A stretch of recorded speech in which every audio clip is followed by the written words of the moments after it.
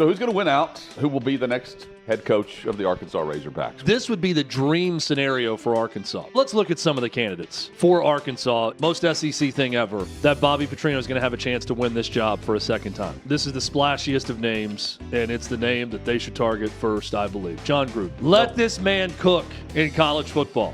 Let him hit the recruiting trail. Who should step in next? So who's going to win out and get their way on who will be the next head coach of the Arkansas Razorbacks? Well, I guess Bobby Petrino has something to say with that based on how the team performs from here on out.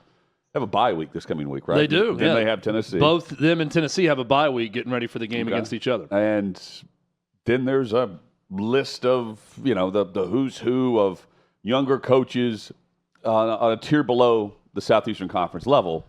Chad, and then there's one, Jonathan Gruden. There is. Old Johnny Gruden. Who's been mentioned here for well over, a month and a half for that position. Where do you think they go? So let's go back before we get to where I think they're going to go or where they should go. This is the most SEC thing ever. That Bobby Petrino, of all people, is riding again in Fayetteville. He's back up on the Harley. He's not letting one accident with his mistress in her early 20s on the back of his motorcycle derail him from his destiny, which is leading the Arkansas Razorbacks football program to greatness. Now, the fact that Arkansas even brought him back as offensive coordinator, at the time you could excuse away and say, well, he's not the head coach. We're not entrusting our program to this guy who betrayed us before. He's just a coordinator. He's an assistant, so it's no big deal. And now he's the interim head coach with a chance, as Hunter Yurachek said, to win the head coaching job permanently. And he has stated to his bosses that is his goal, that he wants to be the head coach long term. He takes over. He fires 3 defensive coaches, including the defensive coordinator. He's putting his stamp on the program. But again, in 2012, the guy was fired, not for having an affair, but for having an affair with someone that he later hired for the football program, paid $20,000 to, and then lied about to the fans and his bosses when it was in a police report that she was on the back of the Harley when he got into an accident. So, again, most SEC thing ever, that Bobby Petrino is going to have a chance to win this job for a second time.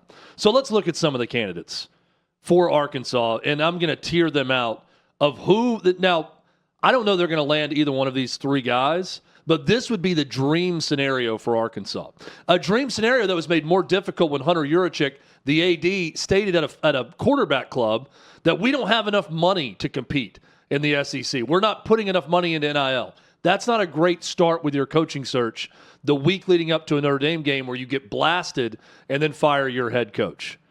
I'm going to start with what I think is the obvious target that everyone's talking about, Rhett Lashley at SMU. He's gone 34-17. He's done a terrific job, Hutton, at SMU. My concern with Rhett Lashley is there's going to be better jobs open that might target him. And I think there is an argument to be made that SMU is on par with Arkansas if they continue to pump money into the program and you're in the ACC where you have a chance to win it. Except Jerry Jones' money will be behind him to go to Arkansas. They're tight. So Rhett Lashley and Jerry Jones? Yeah.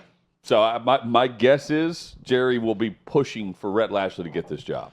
Well, here's what surprises me. How the hell do they not have money at Arkansas? Oh, they do. I understand they're not paying for Sam Pittman, but they were before, and they still act like, they got no chance with anyone else. So they do.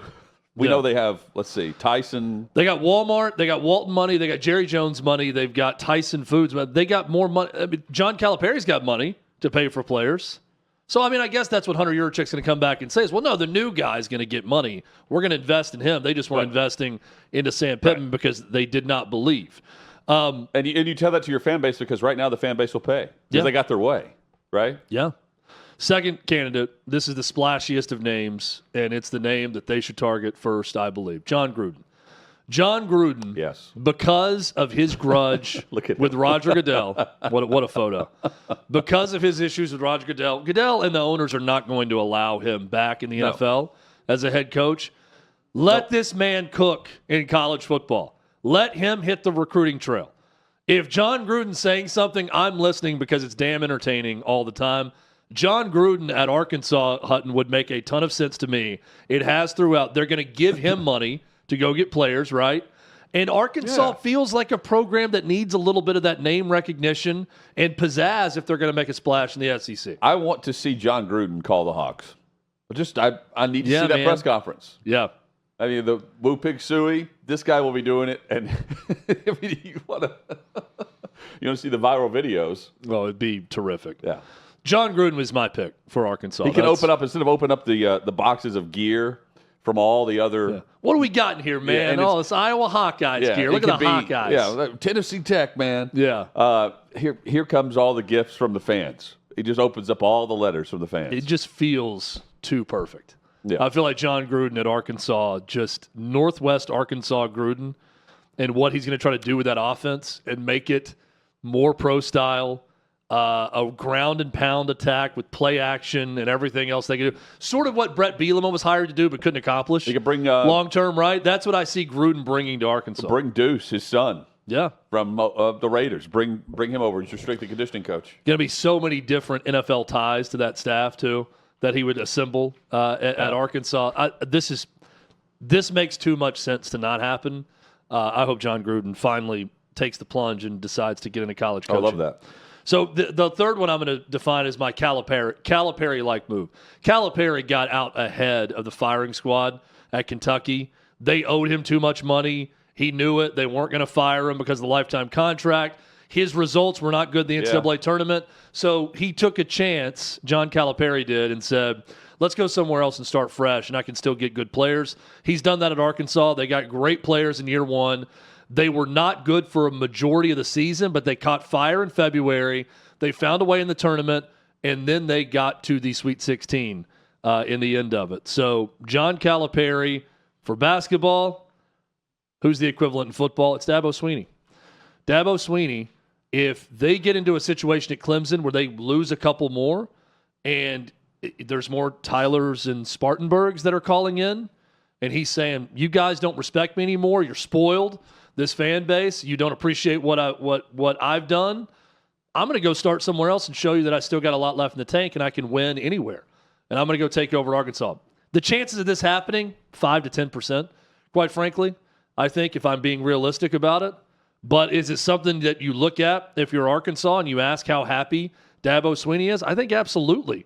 If you don't get Jon Gruden, then I'm calling Dabo Swinney. I don't know how you call Dabo Swinney after saying that you don't have money in the program, though. You can do that with Gruden. Gruden's openly saying he wants to get back into coaching. Okay, how bad? Like, let's make this happen. You get the money coming in with Gruden. Do you also say that just because you think you're going with Petrino, who's already lobbied for the interim job? Well, I think and that's how the only way you reverse that stupidity from Hunter Yurachek is if you just say to anyone you're trying to hire that's good, that was a Sam Pittman problem. Like, here's all the money we're getting in basketball right now for John Calipari. It's going to bleed over to football, and you're going to be competitive. And with a guy like Rhett Lashley, you'd be coming with more anyway, with the Jerry Jones backing. That would be the hype behind Jerry. It's just like it goes into your Calipari reasoning from the Kentucky end of it. Kentucky donors, the Kentucky base, they were holding back money, and all of a sudden, Pope gets in there. We get all the transfers we need. Here come all the donations. Here comes all the transfers that we could ever want. Yeah. Also, something to keep in mind: Florida. What happens this weekend? Billy Napier's going to take on Texas. Could have 3 firings this weekend. Yeah, he could get fired soon. Napier, let's see, Trent Dilfer could be fired at UAB. Yeah, and that's not someone I'm concerned about with Arkansas. But that's another. But that's another firing after 1 week. And then Luke Fickell at Wisconsin. Yeah, if they get beat down by Michigan, watch out there too. This weekend. So, to say the domino effect of those jobs opening up, like Florida, for instance, let's say Florida hires Lane Kiffin. Now Ole Miss is open. Ole Miss is a like program to Arkansas. Right. You're in competition at that point. Yep. If you're Ole Miss, you're trying to convince Rhett Lashley. Ole Miss gets that. Lashley, why it's better. I'm thinking that. Yeah, point being, like, if Arkansas and Ole Miss are in the same market, that's a tough decision for a head coach as to where to go. Well, so then you've got other competition with you. Florida is a no-brainer. You're going to take the Florida job over Arkansas or Ole Miss. Ole Miss, though, If all three are open. Let's be fair to Ole Miss here, because they're a light program, except for the fact that Ole Miss has always paid Kiffin every year.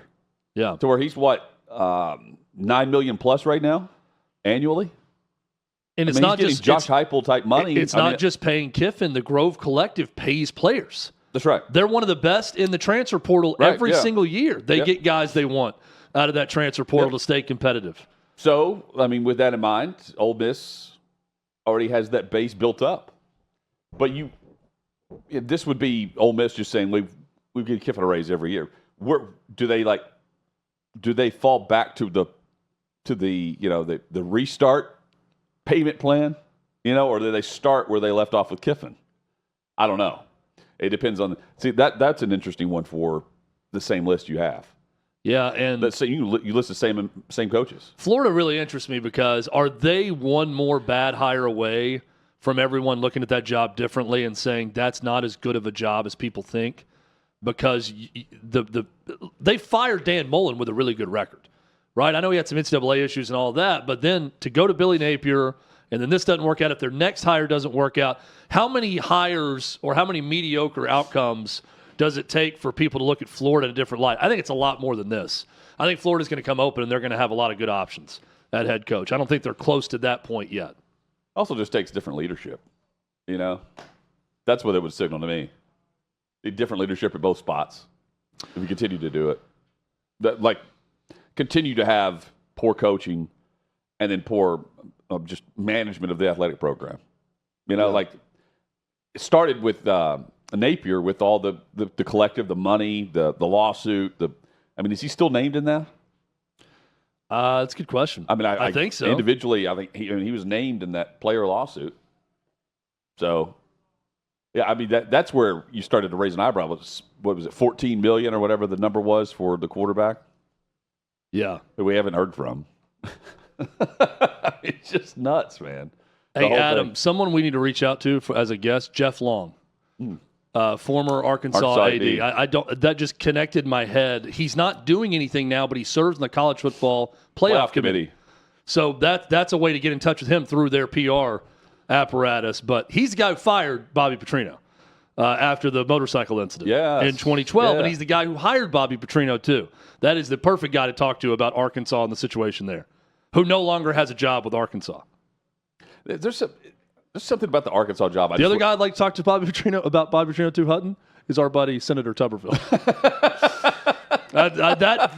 Don't think for a second that popped right in my head was, hey, what are your thoughts on Bobby Petrino? Yeah, who you hired at Auburn, and then after a year left for Louisville. Then in his first year at Louisville, was in this clandestine meeting across the Ohio River in Indiana with all the boosters and Bobby Louder and everyone at Auburn. I don't know that he's going to be rushing to join us to talk about that, but I'd love to have a candid conversation about it. To ask him. You know what we should do, Hutton? We should go to the Iron Bowl and ask him about it. Yeah. He's running for governor. Let's go. I think we should do that. We need to ask him. Your thoughts on Bobby Petrino? We've been before to the Iron Bowl. We have. We'll do it again. We'll do it live. In fact, we'll do it live. Should we ride Harleys? Play us off. Should we ride Harleys to the Iron Bowl? I'd love to go to an Arkansas game and roll up on a Harley with a two-seater with you and I both on it. We only claim one of us was on the motorcycle though, on the ride down. I love that both of us made it, but it was only one of us riding. The ego though it takes to try to lie to your bosses and say I was alone. Look at him though. It's incredible, amazing. He was fired shortly after. So this is the Bobby Petrino we all remember. Have you seen a picture of him lately? He's old AF. Yeah, he's pretty old. And he's like really thin. I feel like he's really frail looking. Except for his face. Yeah. Well, his face has always had that like wind-blown, wind-burn look about it. But just really old, and he's aged. This isn't the spry neck brace, smile of the face Bobby Petrino that we know and love. He wears the glasses now, like he's got like readers on at all times. Also, the neck brace to me looks like it's on backwards always. I know it's not. It's bracing the, it's holding the head up. You're saying that brace is doing a terrible job of stabilizing the spine? Yeah, it looks like it's on backwards to me. Like, is there no stability on the back side I just think it's funny that he lied to his boss about being alone on the motorcycle. Like, they can't find a police report. Well, and cops had to be called to it. Like, right. Reporters found it immediately. Like, no, here was the other person on the motorcycle, and now we're going to research who this person is. Oh. And then he's paying her, and $20,000 gift. Banging her. He's MacGruber. I have no idea. Why did they fire you? To this day, I have no idea. Why did they fire you? To this day, I have no idea. And then he goes and tells the story. You think that was his first meeting with Hunter Yurachek? Hey, Bobby, in 2012, why did they fire you again? To this day, I have no idea. I was paying her. That's really messed up. Yeah. Thanks, man. Thanks, man. Really appreciate that. Dude's going to win a big game. I'm going to go ahead and call it right now, too. Are you calling it? I'm not calling it against Tennessee, but I'm saying they are going to win a big game at some point that no one expects them to win. Maybe it's in Knoxville. I don't think so. But that dude is a hell of an offensive coach. Now, I don't know how you're that bad defensively, and then you fire a defensive coordinator and top 2 assistants, and magically you elevate defensive analyst to defensive coordinator, and suddenly you're good on defense. I think that's a constant problem. They're not going to stop anybody either, right? They're going to have to win 52-50 if they're going to knock somebody off. Chad, I've been seeing reaction to the NFL and their announcement that the Super Bowl halftime show is going to be headlined by Bad Bunny. I'm not surprised, even though the guy, is going to, it's tailored to the Latino audience and a more global audience. Open your eyes and look what the National Football League is doing. The United States will be there. The audience will be there. That's why, first off, if Taylor Swift would do the halftime show, she'd be doing the halftime show. Beyond that, is it Post Malone or is it Bad Bunny? They're going Bad Bunny because look at the audience that they're wanting to reach through the streaming, through the international areas that they're reaching right now. This is their initiative. Their focus is not here in the United States. Their focus is abroad. So they picked the artist that, by the way, knocked it out of the park in Happy Gilmore 2. He was great. He crushed it. Star of the movie. Crushed it. Stole the movie. He crushed it there. He crushed it with WrestleMania. He was awesome. This is another area that he's going to crush. He's going to be great. And the NFL is going to not just tout, we've set viewing records yet again. They are now going to go for the world audience. And the push is on already with the regular season games now. We've never seen more. We're going to continue to see even more with games kicking off. In Spain? They have some even more coming up in Brazil next year. They have Germany that we've seen, Dublin that we've seen, of course London. Those are going to continue to grow. I've said now for Chad, a year and a half, 2 years, we will see a preseason game in Saudi. That's coming. That in some way that money is going to that money will be paying for a preseason game, and I just think starters might play in that game. Just my prediction. We're not going to see third strings and backups starting games for a game where players are going to get paid a little bit more for participating. That's a preseason game, though. That's what I think is coming in the future, next 2-3 years. And this is Roger Goodell's legacy. He's long said whenever he leaves his position, he wants to leave the NFL in the global market. And the push is on through flag football and the Olympics, and we're certainly seeing it here. Just try to pull in more eyeballs, not just for the halftime show here and what is America's game. This is now the planet's game. That's the way they're viewing it. And it goes beyond Bad Bunny, but don't be surprised about it. I'm seeing a little bit of, who? No one even knows what this guy said. And that's the whole point. They've long been able to choose halftime performers, not about you or me, but about the non-football fans and gaining a different side of an audience that normally would not even really care to watch the actual game be played. it has worked. They're doing it here too. Yeah, I don't know if I'm going as far to say like the next 5 years the Super Bowl's being played in London, but Chad, I'm not going to sit here and say that it'll never be played outside the United States either, because that's the direction they're headed. Yeah, I don't. I mean, this doesn't register with me at all. But I'm not the target demo here and what they're trying to do. And I'll also say, me as a target demo of football in America, I'm going to watch the Super Bowl. Sure. Like, there's not. I don't think anybody's so mad about this that they're like, I can't watch the Super Bowl now because Bad Bunny's performing at halftime. So Roger Goodell in the NFL knows this. So there's no real loss to it. It's only a potential gain with an international audience and a Spanish-speaking audience.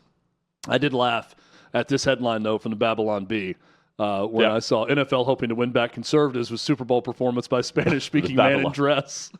And it's Bad Bunny in a dress. Really, really funny. Look, it's, again, people can bitch and moan all they want about it. And, oh, gosh, I count me in as today when I found out who Bad Bunny was. I saw a lot of that from older people. You're going to watch. Like, I don't care. You might not watch the Super Bowl halftime show. Can we get back to America's... You may get back your chips and dip and your wings. Can we get back to Eminem and Dr. Dre, during please? halftime? Yeah, I mean... Or sing along. The J-Lo. Yeah, can we sing along to Yeah, where's Shakira when you need her? Remember the year they, like, honored Cuban heritage? Sure. I feel like I mean, it's... In Miami, I was there. Right, it was quite the light show. Yeah, they're going to have a game in Germany. Rammstein at some point can perform. I mean... Du Hast? Duhasmich? I mean, come on. You're gonna watch. Like, that's what I laugh about. Oh yeah, we're gonna boycott the Super Bowl now. I'm so pissed off that Bad Bunny's doing it. Go watch Happy Gilmore too. You'll enjoy Bad Bunny's performance. Yes, here's what I would do. If you don't like Bad Bunny's music, which I'm with you, I don't really know it. Don't really care for it. No. I don't speak Spanish. I wish I spoke Spanish. I can't tell you. I don't speak Spanish, so I don't even know what he's saying. But what I will do, Hutton, is during the halftime show, you can join us in just watching a mashup of all of his scenes from Happy Gilmore 2. That can be your Super Bowl halftime show. There may be people right now who don't even realize that was him. Oh, for sure. Yeah. Probably not. And when you realize, you're like, okay. Oh, that was the funny guy? Okay. I'm on the side now. That wanted the sushi restaurant, then the Italian restaurant when he was spinning on the green? And here's the unfortunate part. You don't really, you can't understand the words you say. Half the time, you sing along to songs with lyrics you would never actually represent. Right. You just say it. You just go along with it because it sounds cool. Because it's got a hook. I mean, my 10-year-old sits in the back seat and plays music on my phone, and what she does now is she gets the raps from Hamilton, the musical, and she reads them. Oh. Because she's just been saying things. She has no idea what words she's saying. Right. During them, and they're not a lot of curse words or anything, but I see she's looking at the words on Amazon Music and mastering them so she can read off the words quickly as she's doing the raps. And I'm like, Hutton, in our day, I'm glad there weren't words for our parents to see in the raps that we were singing along to. Like, I don't think Snoop Dogg Doggy Style is one that I'm going to give my daughter to read. D.R.E. or Lottie Dottie. Forgot about Dre. Hey, I'm going to play a little tune for you called Lottie Dottie. We likes to potty. Explosive. Party, potty. And then you can read those lyrics. Pause for porno. I mean, unbelievable some of the rap songs. I know. And so clear. The words from Snoop Dogg were so clear. Very direct. Like, you couldn't just, like, go through it so fast you didn't know what they were saying. Like, no, I knew exactly what he was saying. Yep. Dr. Dre, too. I knew exactly what he was saying. Or, you got to go, let's just Limp Bizkit. Yeah. Let's just start rattling. Kid Rock. And in our day, you didn't really have the internet to go to find what urban slang was. So you just had to go to school and ask older people, as God intended. Yeah. I just had to ask, freshmen when I was in 7th grade. You had to learn about everything from a 7th grader. Right. The cool or an 8th grader if you're in 7th grade. Or the 6th grader with a mustache. Yeah. One of the two. the kid that was held back a year. The kid who was going to end up in reform school the very next year. Whatever happened to that kid? Alternative school. He's in alternative school. He's uptown. Special ed. Yeah. I think he's taking a welding class. He got his GED. Oh, he's at the Auto Diesel College. They let him in at 15. True story. They said, "Look, you have no way. There's no way you're going to college, so we're going to allow you in at 15 years old. There's a kid. At least you can contribute to society by fixing somebody's radiator." He has a skill, though. Absolutely. Dude can pay whatever he wants now. Absolutely. You can charge whatever you want because I don't know what the hell anything costs. Yeah. True story. There's a kid back in high school that said he was headed to Nashville Auto Diesel School, which is NADS. One of my good buddies is a graduate of that school. Where you go? I'm headed to NADS. NADS. Yeah. I do laugh at some of the graduation announcements. Like I was up in my niece's graduation this past May in Nebraska, and some's like, they're gonna continue their volleyball career at Nebraska Wesleyan, or the common thing. And then it's like, nice. Daryl is undecided. He plans on entering the workforce. I don't know why that's so funny to me, but just not even a specific job. Like he's going to take over his dad's grocery store. These are all honorable things to do. Like, don't get me wrong. We are the last people to be elitist about education. If I had to go back now, I don't know that I would even go to college or that I would need it. Last time and I wouldn't put myself in that debt. When's the last time anyone asked you to see your degree? But it's objectively funny when please show me your degree. When in a mix of all these high school graduation announcements, all these people going to do these great things, someone's like, Daryl's undecided, but will join the workforce. I'm like, well, Daryl and brother Ricky. Yeah. You can't put Daryl's going to join the drug trade of what's actually going to happen. Well, he's got some friends in the Sinaloa cartel. He will join his brother in distribution of the... He's going to join Jesse from Breaking Bad in cooking meth. The trucking company for Los Polos Hermanos. He plans to moonlight at the local Hampton Inn while also cooking meth during the day. The downtown Ramada, where the middle school dance takes place this Saturday. Ricky will be running bad marijuana throughout this town for the next 10 years before getting popped. Now legal. Yes. At your local Ramada. Fentanyl distributorship. He's gonna, instead of the dad's Pepsi After distributorship, he fails at run at sheriff. He's going to take over his father's fentanyl distributorship. He'll make him run at sheriff, and then when that fails, Ricky will join the workforce. Oh, coming up, Michael McCarthy joins us. Much to discuss in the world of sports from the business perspective. Bad Bunny. He went to college. Yes, and he knows business. Yeah, that's straight ahead here on Hot Mic.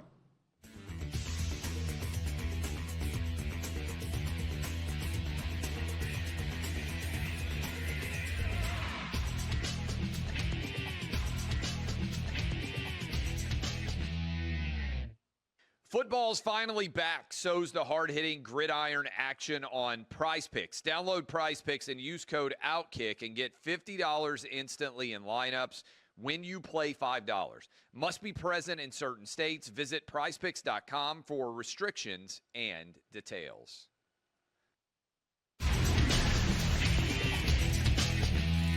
Sixth and Peabody, our location, Yeehaw Bureau, Smoky Moonshine, Hot Mic Cutting with Row here at OutKick.com. Michael McCarthy is with Front Office Sports. Friend of the show, joins us yet again here on the program. Michael, thanks for the time this morning. Hope you're doing well. Great to be with you guys again. Yeah, hey, Chad and I were just discussing Bad Bunny at the halftime show for the Super Bowl. There's a lot of confusion as to, why is this guy I've never heard of playing Super Bowl? It's not meant for us. This is a global push, a global initiative by the NFL. And this is another example of that, is it not? Yeah, I mean, it's like the Kendrick Lamar choice last year. He's a global performer with a huge audience, but a lot of older football fans might not be too familiar with the guy. The thing you got to understand about the NFL and the halftime show is Jay-Z is really in charge of this. As part of a deal that goes back 7 years, Jay-Z organizes the halftime show.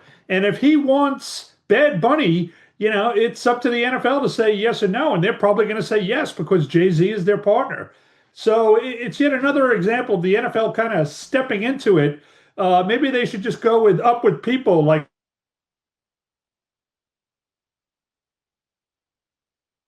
You cut out there, Michael. Who'd you say they should go with? You remember back in the old days of the Super Bowl, they would have like up with people or some marching band or something. Oh. And the first Super Bowl, they had like a guy in like a rocket pack. Remember as a halftime show? Let's go back to that. You're saying that Oasis isn't going to perform anytime soon for our generation. Right. It's going to be more of the younger generation for sure. Paul Finebaum is considering running for U.S. Senate. I was surprised when I saw this news. OutKick breaking the news with an interview with Clay Travis. What did you make of that when you saw it, Michael, about this possibility and what Paul Finebaum would be leaving behind with his media legacy? Yeah, well, first of all, congrats on the scoop. It was a great scoop, and it went everywhere. What Paul Finebaum is leaving behind is one of the greatest sports analysts ever. The Mouth of the South, best-selling author. I mean, when you think about analysis, particularly college football analysis, he is at the top. But, as he said to Clay, this kind of awakened something in him. Even though he didn't personally know Charlie Kirk, he feels like maybe there's something else for him to do now at age 70. So he'd be a huge loss for ESPN, no doubt about it. We've never seen sports and politics overlap this much, have we? I think you're right. From an office standpoint. The equation.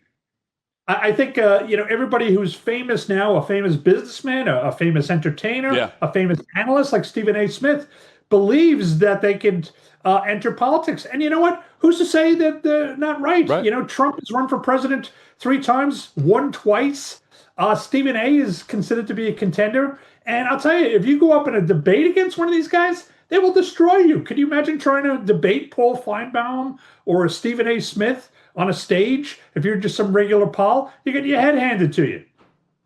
Well, what did you think of the Ryder Cup this past weekend? Obviously a bad outcome for the Americans, but the crowd at Bethpage in New York, I was seeing a lot of commentary that they're never going to go back to the New York area, as poorly behaved as everyone was over the course of the weekend.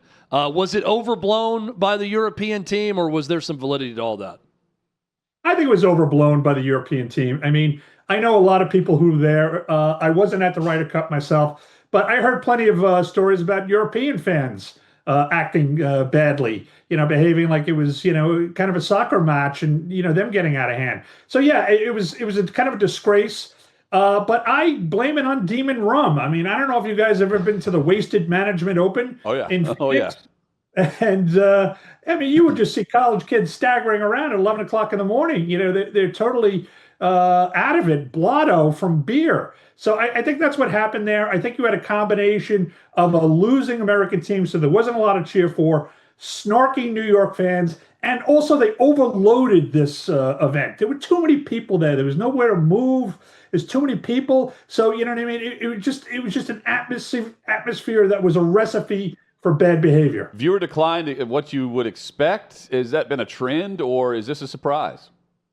No, it's not a surprise. I mean, the New York crowds have always been very boisterous. I've been in Bethpage, for U.S. Opens and other things where the New York crowds would get on people. But I think it crossed the line this time, with the name calling and the insults and the beers being thrown on Rory's wife and just crazy, crazy stuff. I mean, when golfers want to fight fans repeatedly, something's wrong.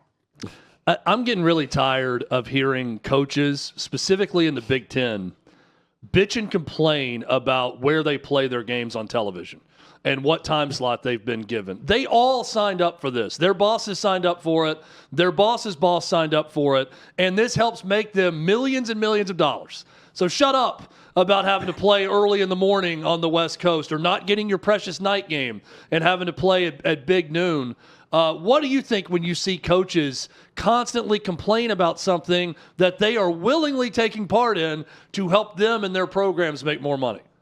I think they're completely full of it. I mean, I think college football coaches are some of the best actors I've ever seen. They're playing to the audience there of their fans who don't want to get up this early for games. But as you said, who pays the piper plays the tune. You want to accept this money if you're the conferences, and you want to accept $11 million deals if you're a coaches. Well, this comes as part of it. You can't get everything.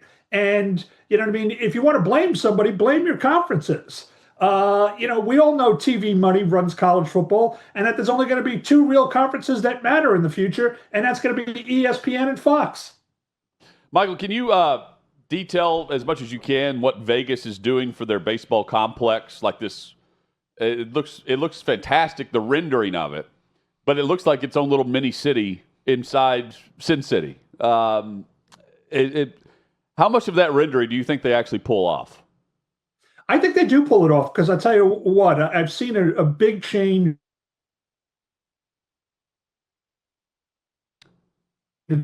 You're absolutely 100% right. They're trying in stores and restaurants and even some residential complexes. You go even to the most famous stadiums like Lambeau Field.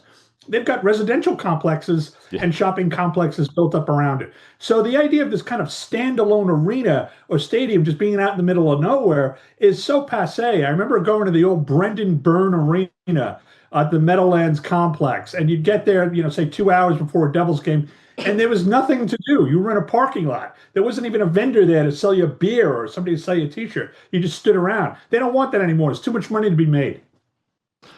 What did you make of Troy Aikman's rant last night when the rules analyst said, hey, it was the right call, and he just snapped and said, I'm not going to keep my mouth shut. This is a terrible broadcast because of the amount of flags being thrown in this game.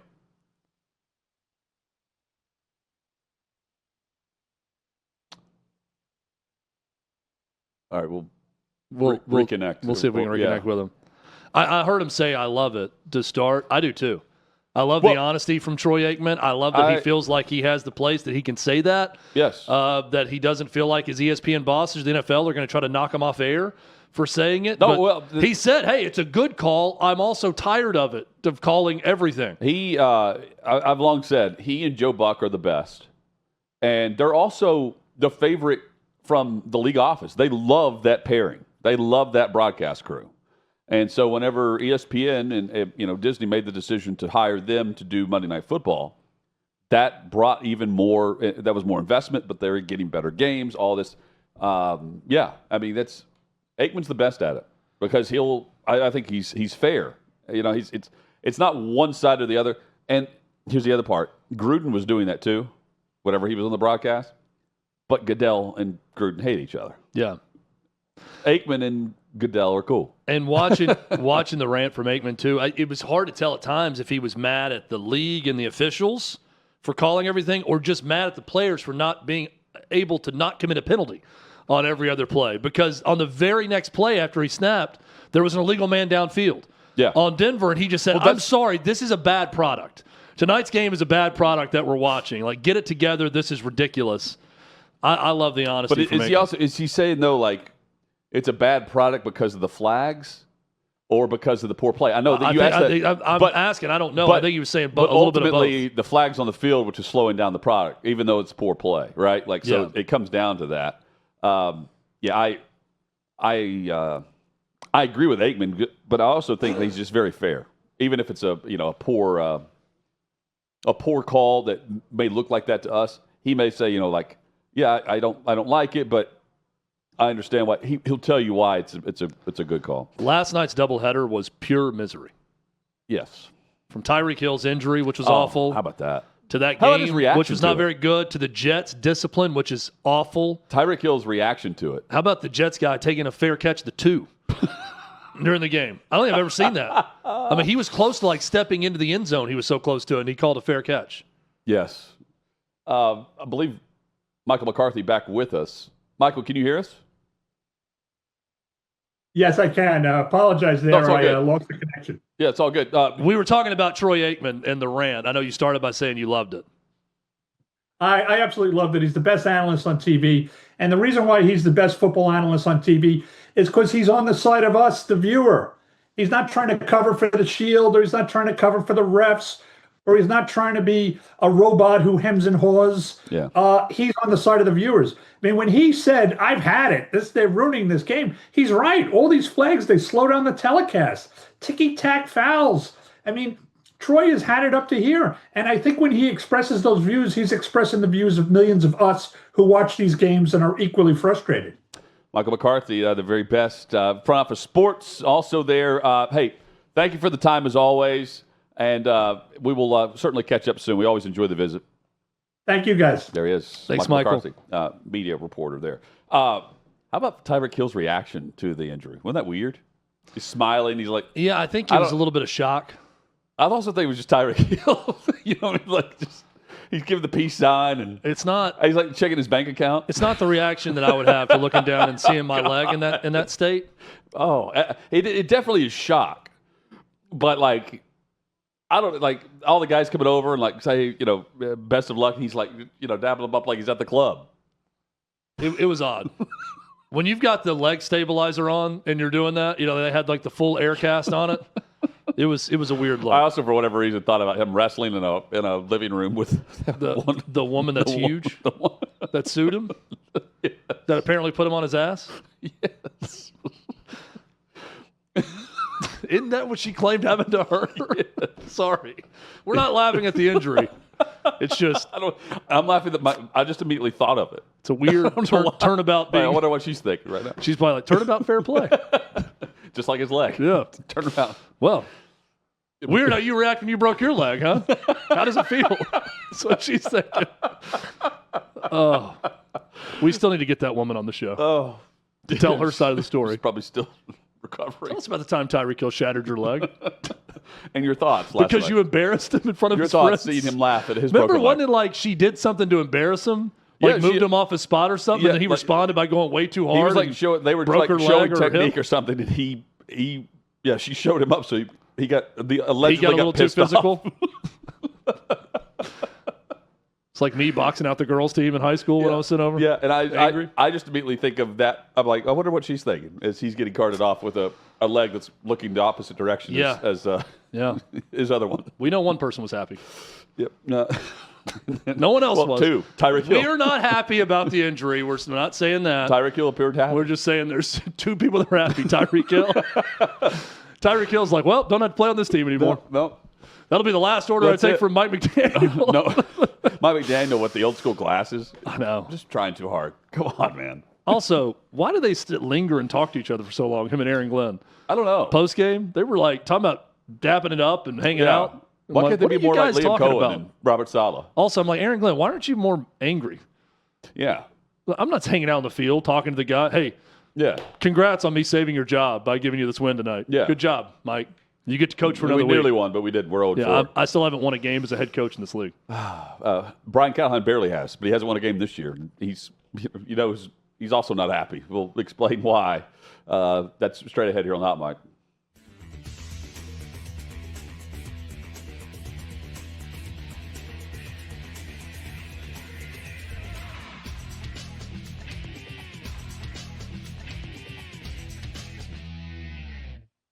Football's finally back. So's the hard-hitting gridiron action on Prize Picks. Download Prize Picks and use code OutKick and get $50 instantly in lineups when you play $5.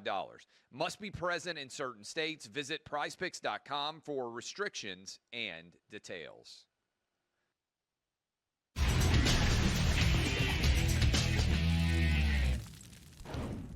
6th Peabody, our location, Yeehaw Bureau, Smoky Moonshine. Right now, the Tennessee Titans, they've hit rock bottom. They have the worst passing offense that the Titans have ever seen as an organization for the Titans through the first 4 games of the season. They rank last in points. They're last in passing yards. They're last in total offense. They've scored exactly 12 points in 2 road games. And, well, it actually can't get any worse, is what you're saying. Like, this is the worst you could ever be. And, some are for it, some are against it. What do I mean? Some are into ass play. The Titans are. Just ask Cam Ward. I mean, if we keeping a buck right now, we ass. So we 0-4. We have this one. We got nothing to lose. We dropped a quarter of our fucking games, and we've yet to do anything. So we have to lock in. Especially myself on the offensive line, from the defensive line, from the special teams to all 3 faces. We have to play together. We have not played together this year yet, and that's just something that we want to preach about it every day. Every day we got to do better, and we're doing that. But it has to show up on Sundays. It hasn't showed up yet, but it got to show up next week. Chad, right now, sounds like you're the number one selling item in the Titans Pro Shop would be his jersey. Number 2 would be a shirt that just says "We Ass" with the Titans logo on. Yeah. Right. Yeah. That would be it. Cam Ward's jersey, and then that. Number 3 is no item because no one wants to spend money with that organization. Number 3 would be right like the Randy Moss jersey on. Yeah, I'd love to go see what that clearance. pro shop looks like during the day. Yeah. Does a single person come in to buy any Titans gear at this point? Maybe a Will Levis with no parking lot there either because they're building a new stadium next to it. How about this, Holy dude? cow. That the Will Levis, his numbers through the first 4 games actually better than Cam Ward's. Oh yeah, through the first 4 last year.